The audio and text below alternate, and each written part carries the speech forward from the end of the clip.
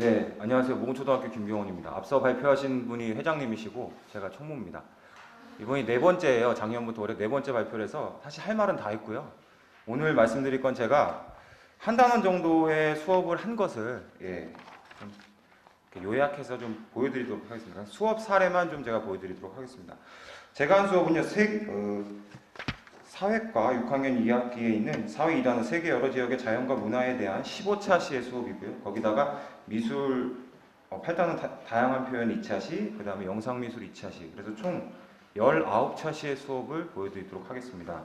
그러니까 보시면 단원 목표가 세계 여러 지역의 자연적, 인문적 특성을 이해하고 그 다음 세계 여러 지역의 문화적 차이를 알게 하는데 주안점을 두고 있는, 우리가 잘 알고 있는 학습 목표입니다. 그래서 활용할 수 있는 것을 보면 당연히 교과서가 가장 최적의 그 수업의 도구가 될 수 있습니다. 특히 개념을 익히고 지식을 배우는 데 있어서는 교과서가 가장 최적화되어 있고요. 그 다음에 세계지도를 우리가 볼 수가 있습니다. 아이들과. 거기서 한 발 더 나가면 우리들이 많이 쓰는 지구본이라는 게 있죠. 모형 활동을 할 수 있습니다. 너무나 좋은데 단점은요. 지금 실제로 수업한 모습인데 이 4명의 친구가 모두 원하는 걸 볼 수는 없어요. 그렇죠? 여학생이 지금 주도권을 잡았는데 자기가 보고 돌리면 그 4명이 원하는 자리에서 일치할 확률은 거의 없습니다. 그렇죠? 그래서 협동이 좀 이루어지기 어렵다는 단점은 있지만 장점도 많기 때문에 우리가 많이 활용을 하고 있습니다. 뭐 이런 식으로 해서 3개 이제 수업을 했습니다. 사회과에 대한 몇 차례 수업을 하고요. 그 다음에 여기서 한 발 더 나아가면 우리가 이런 것들을 쓸 수 있죠. 요즘에 많이 하는 퍼즐입니다. 퍼즐. 너무 좋아요. 작년부터 해봤는데 6학년 10개 반이라면 10개를 사서 한 반씩 10개를 다 주는 거예요. 그래서 모든 별로 돌릴 수가 있어요. 아이들 너무 즐거워하죠. 그냥 공부가 따로 필요 없습니다. 맞추다 보면 세계의 지리적 위치를 다 알 수 있고 국기도 알 수 있고 너무 흥미있게 할 수 있습니다.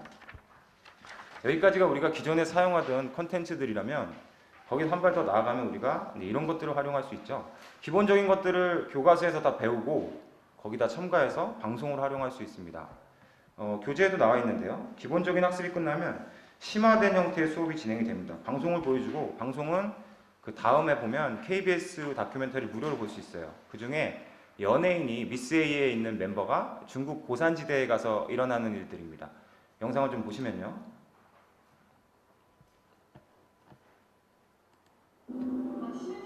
어떻게 해야 될지 다양한 소수를 방송을 보여주고 2인 1패드로 이제 활동지를 해결하는 겁니다. 왜 고산지대가 어떤 지대인지 조사해보고 이제 느낀 것들을 정리하는 거죠.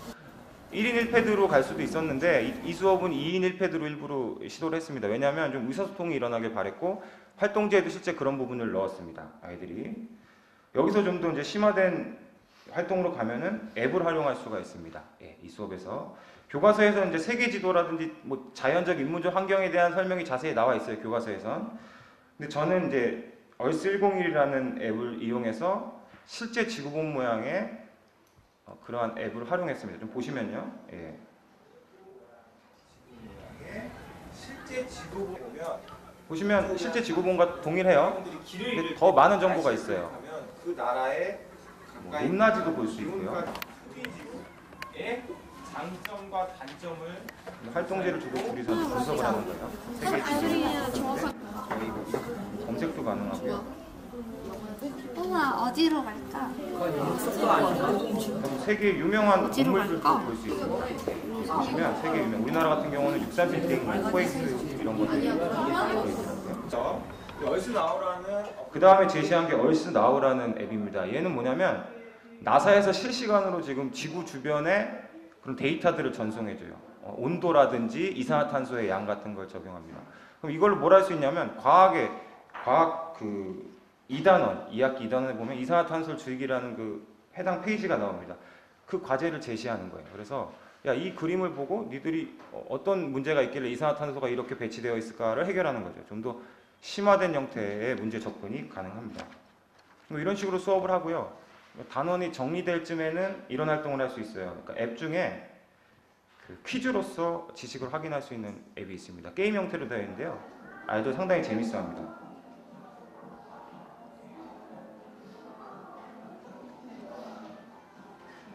문제를 맞추면 레벨이 올라가요. 그러니까 뭐 아이들 너무 좋아하죠. 문제는 어느 정도 한 3분 정도 지나면 다 깨요. 아이들이 그 이상을 가고 싶으면 이제 유료로 전환이 되는 문제가 있죠. 그러니까 한 3분 정도 쓰기에는 너무 좋습니다. 3분 정도 쓰기에는 정말 좋습니다. 여기까지가 이제 우리가 기본적으로 알 수 있는 지식에서 좀 심화된 형태로 나아갔고, 이제는 좀 통합적인 수업을 좀 제가 했습니다. 사회과 탐구 마지막 단원 정리해 보면 아시는 분도 계시겠는데, 그 세계 여행지 소개라는 활동이 있어요. 사회과 탐구에. 근데 저는 그걸 좀 바꿔서 QR코드를 활용해서 관광지를 홍보하는 그거를 제작했습니다. 잠깐 보여드리면요. 컴퓨터실로 가서 아이들이 QR코드를 만듭니다. 그 안에 이제 관광지 홍보 자료가 들어가게 되죠. 조사를 합니다. 조사를 하면 실시간으로 엔드라이브에 올리면 제가 그거를 이제 확인을 하죠. 이런 식으로 올라가게 됩니다. 근데 이거 뭐 다운받을 필요 없고요. 그냥 이 상태에서 캡처하시면 돼요. 그래서 칼라로 한 3장 출력하면 우리 봐야 될 거 다 출력해 줄 수 있습니다. 너무 간단하죠? 이거 자세히 보시면 이런 것들 좀 유용해요. 그러니까 이름 옆에 나라를 꼭 써주시고요. 그 다음에 이 테두리 있죠?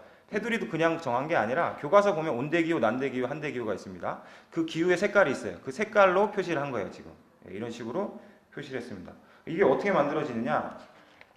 뭐 이런 식으로 한번 만들어 봤어요. 이게 이제 뒤에 있는 게시판인데, 게시판에다가 내가 원하는 곳에 QR코드를 붙이는 거예요. 그럼 친구들이 아침에 등교하면서 혹은 하교할 때 이제 보고 확인을 하게 됩니다. 대륙을 나누고 국가를 나눠야 되기 때문에 아이들이 모든 별로 협동을 해야 돼요. 내가 원하는 나라 한다 해서 다른 친구랑 겹치면 안 되잖아요. 근데 그런 의사소통들이 좀 일어나게 되고요. 여기서 그치는 것이 아니라 그 미술 수업에서 팝아트라고 가운데 되어 있는데, 팝아트, 그러니까 태극 모양을 하트로 바꾼다든지, 그래서 세 개 나라의 국기들을 또 역할을 나눠서 미술을 통해서 이제 표현을 했습니다. 대륙별로 이렇게 정리가 되어 있어요. 이런 식으로 한번 구성해 봤고요. 그 다음 가운데 보면 또 이 모듬 활동지입니다. 가운데 보시는 네모난 것들, 하얀 거. 이건 뭐냐면 5명의 친구가 한 대륙을 조사하고 한 줄씩 광고 문구를 제작한 겁니다. 5명이 합쳐서 제작을 하게 되죠. 이런 식으로 게시판에다가 미술 작품이 아닌 그 우리가 수업했던 한 단원의 산출물들을 모두 모아봤습니다. 뭐 이쪽은 아메리카 대륙이 되겠고요.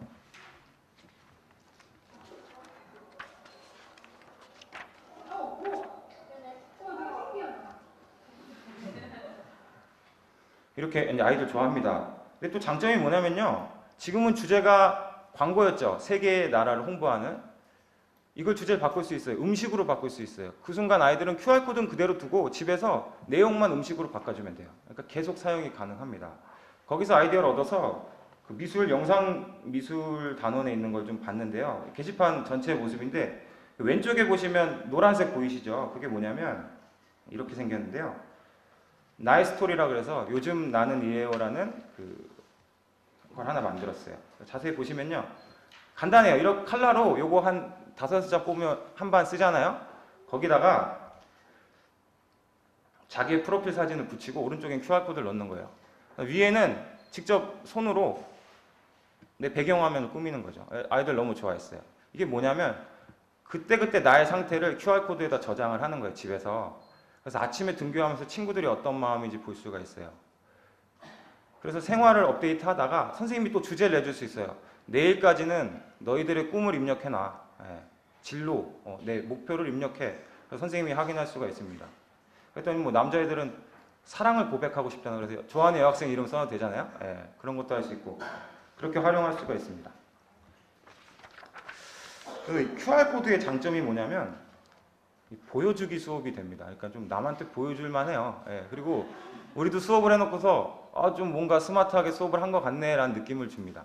근데 이게 보여주는 게 목적이라면 참 안 좋은 사례인데, 우리가 목표를 가지고 공부를 하다가 적절하게 이런 것들을 도입하는 것도 이제 아이들에게는 좀 도움이 되지 않을까 생각을 합니다. 뭐 제가 수업을 하면서 말씀드리고 싶은 거는, 그러니까 스마트 환경이라는 걸 막 이런 도구를 써봤다, 이 앱을 써봤다, 뭐 저 기술을 사용해봤다, 그거는 사실 중요한 게 아니고요. 수업의 학습 목표를 달성하는 데 있어서 최적의 방법으로 우리가 환경을 적용했느냐, 그래서 그것이 아이들에게 효과를 받느냐가 가장 중요한 것 같습니다. 저는 이렇게 수업을 했고요. 혹시 뭐 기타 자료가 필요하시면 잘살자 모드라는 제 이메일로 연락 주시면 제가 자료는 드리도록 하겠습니다. 감사합니다.